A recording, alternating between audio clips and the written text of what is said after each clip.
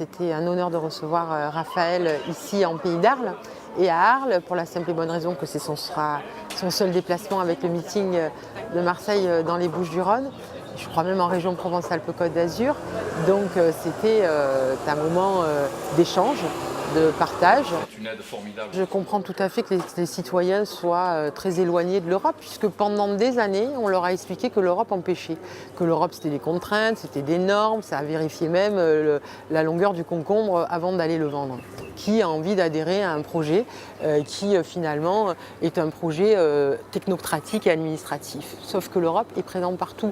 Je prends ici, quand on parle de la politique agricole commune, on parle d'abord d'éleveurs, de paysans, de ceux qui nous font manger, de ceux qui se lèvent le matin à l'aube et se couchent tardivement pour s'occuper de ces bêtes pour son agriculture, qui veut revenir dans notre assiette. Chers camarades, chers amis, bonsoir Marseille, bienvenue au Parisien.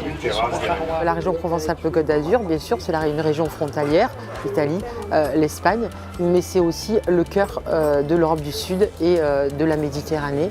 Et donc, je suis ravie d'être en 6e position sur cette liste, puisque aucune autre liste dans les 33 autres ont fait cet éclairage sur cette région particulière et singulière.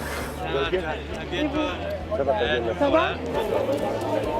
va, ça va. Défendre le rassemblement de la gauche, c'est mon combat, ici, à Arles.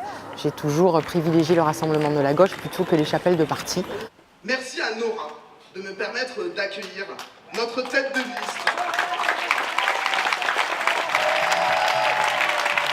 Parce que nous avons l'intime conviction que notre communauté de destin est plus forte que nos divisions, levons-nous ensemble, camarades, pour transmettre notre envie d'Europe, une Europe de paix, de communauté de destin prospère et fraternelle, une Europe écologique et sociale.